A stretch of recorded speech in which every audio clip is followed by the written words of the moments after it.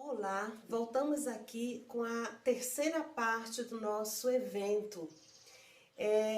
Eu vou estar aqui abordando brevemente sobre o pensamento complexo, que é uma teoria de Edgar Morin.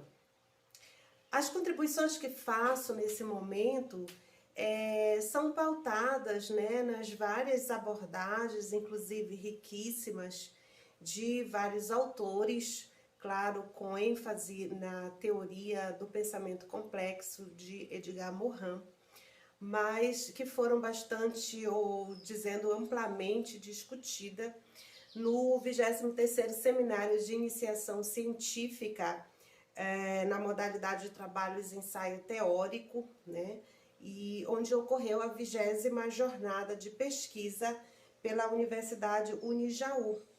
E também trago aqui algumas contribuições, inclusive vou citar a professora doutora Isabel Petrageia. Para iniciar, reforçando aqui, eu vou falar sobre o pensamento complexo. Mas, afinal de contas, o que é o pensamento complexo, Então, vamos lá. Esse tipo de pensamento faz parte da teoria bem contemporânea, chamada de teoria da complexidade estruturada, como já falei, por Edgar Morin. Surge-se uma forma diferente de pensar o mundo, a partir da religação dos saberes, fragmentados pela ciência moderna, apresentando a possibilidade de coexistência harmoniosa de ideias antagônicas, que se complementam. Então, eu apontei aqui, e por isso estou me atendo a alguns pontos, por a gente nos preocupar, com o tempo que nós temos aqui. Então, à medida que eu for lendo, eu vou pontuando questões que explicam essa questão do pensamento complexo de ser, como acabei de colocar, uma forma do pensamento, que religa saberes, Vamos trabalhar durante esse tempinho aqui princípios que fundamentam essa religação de saberes, que é o pensamento complexo. Então, essa teoria fundamenta-se, como falei, em 3 princípios: dialógico, recursivo e hologramático. Com relação ao princípio dialógico, se trata de acolher as contradições. Trata-se de examinar o fenômeno por várias perspectivas e não só por uma única matriz. Segundo Isabel Petrageia, os princípios aqui apresentados são operadores cerebrais e como o cérebro humano funciona. Portanto, no princípio dialógico, que se baseia no que há contradições, permite-se analisar os fenômenos a partir de várias perspectivas científicas, antropológica, ecológica, sociológica, teológica, geográfica, histórica, enfim, as várias perspectivas que a ciência nos permite. Ou seja, Petrageia diz que é aquilo que há contradições que são insuperáveis. A dialógica rediscute e complementa o conceito de dialética que advém da formação marxista do nosso autor Edgar Morin. E para Morin, na dialógica, há contradições que não se resolvem. Elas são insuperáveis. Como assim? Por exemplo, as ideologias políticas, as ideologias fundamentalistas, nós sabemos que está dentro de um contexto de contradições que dificilmente se chega a transformações, que passa por todo esse processo dialógico, da dialética.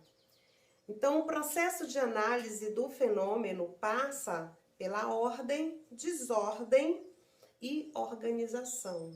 Ou seja, os fenômenos, seja qual for, se desintegram e se desorganizam para dar lugar a uma nova organização.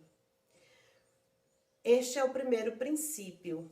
Nós temos o segundo princípio, que é o recursivo.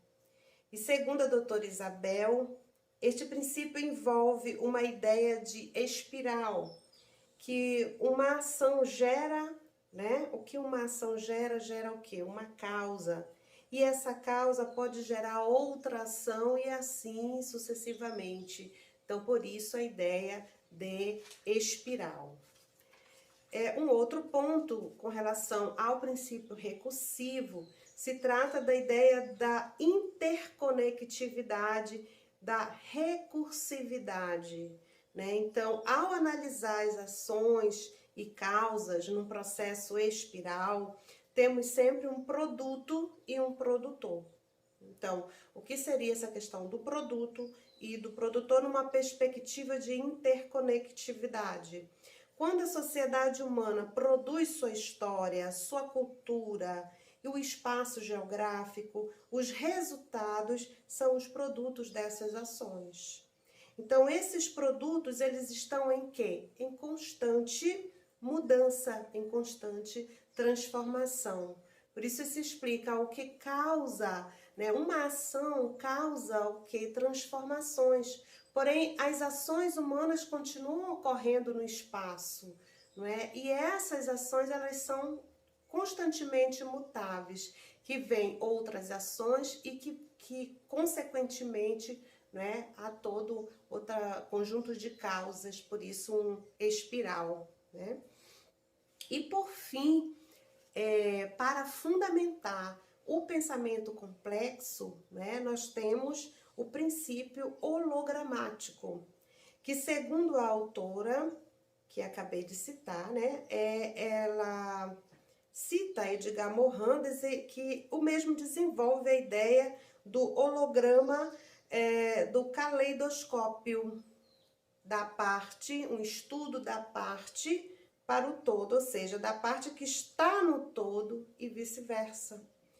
Pascal diz que é impossível conhecer o todo sem conhecer as partes.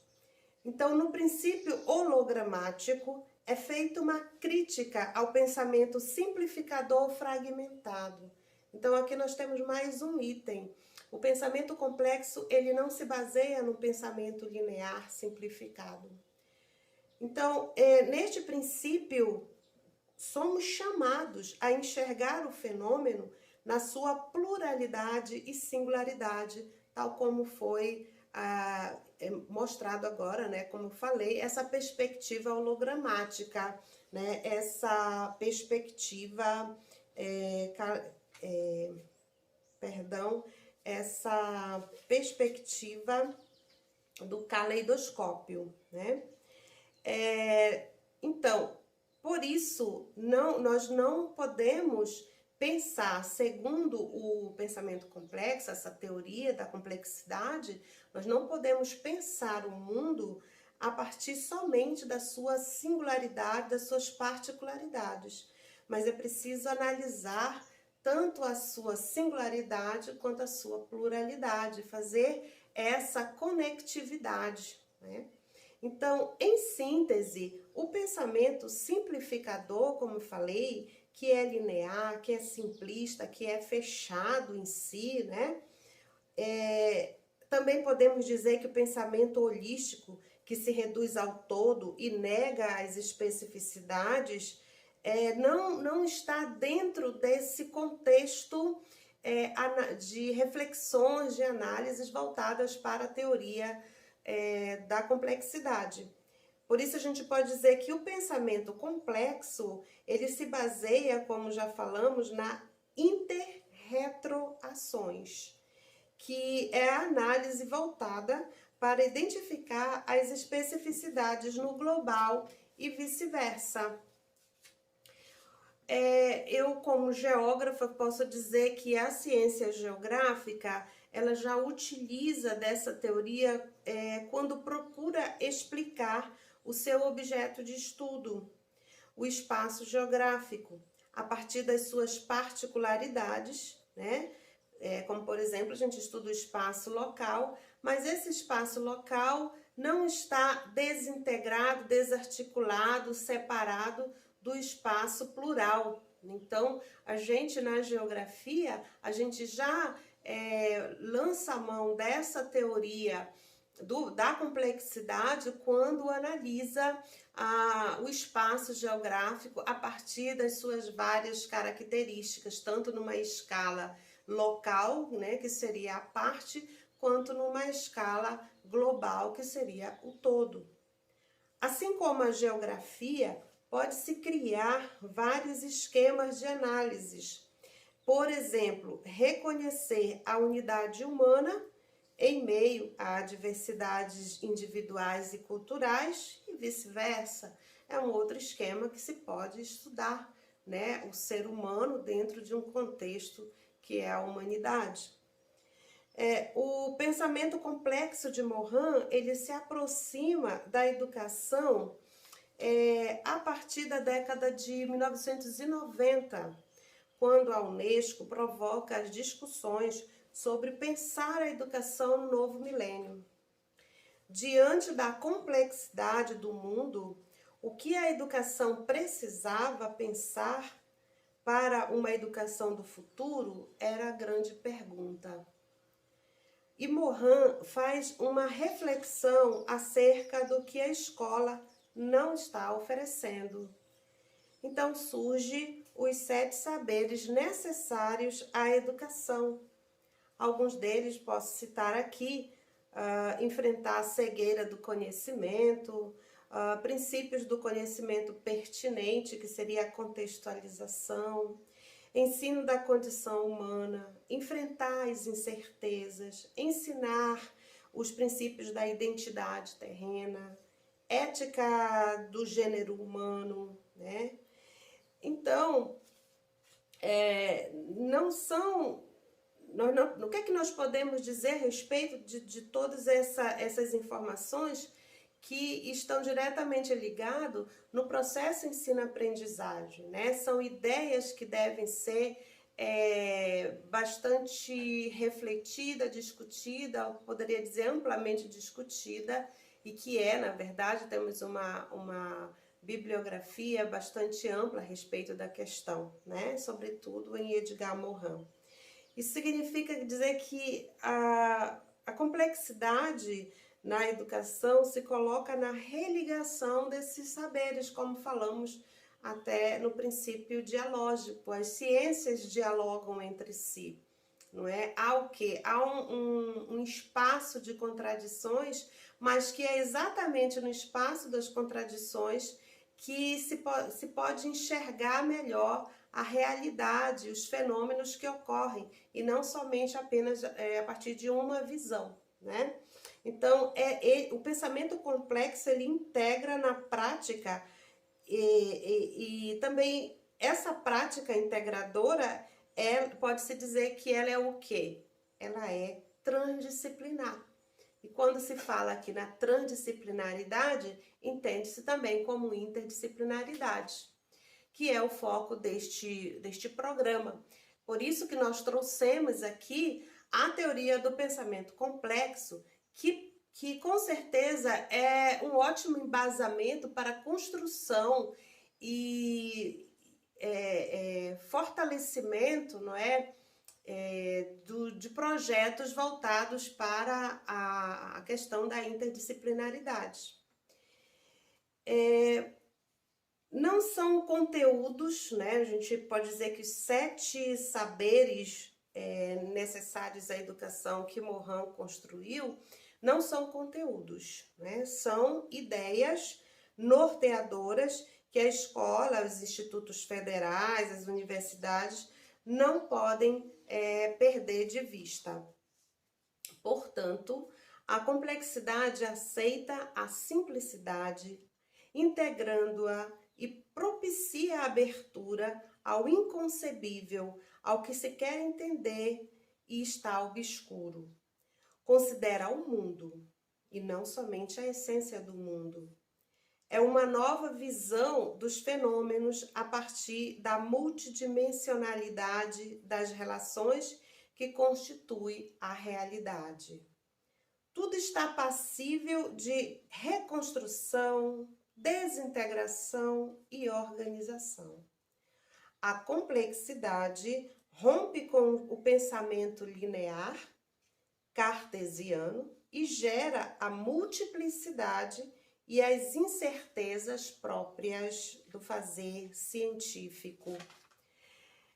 Ela é uma teoria regida por alguns princípios fundamentais para pensar a aprendizagem e o ensino, como acabei de falar. Trazer esses princípios dialógico, recursivo, hologramático, aliados a todas essas ideias dos saberes de pensar, a ser, de pensar o conhecimento contextualizado, de pensar na condição humana, de enfrentar as nossas incertezas, a nossa ética do gênero humano. Então, tudo isso está implicado nesse pensar, nesse fazer a educação deste novo milênio. E do ponto de vista prático, pedagógico, nós, professores do Colegiado de Ciências Humanas e Arte, construímos e executamos vários projetos que se contextualizam nessa perspectiva do conhecimento aqui apresentado. Convidamos você a acompanhar nossas experiências pedagógicas.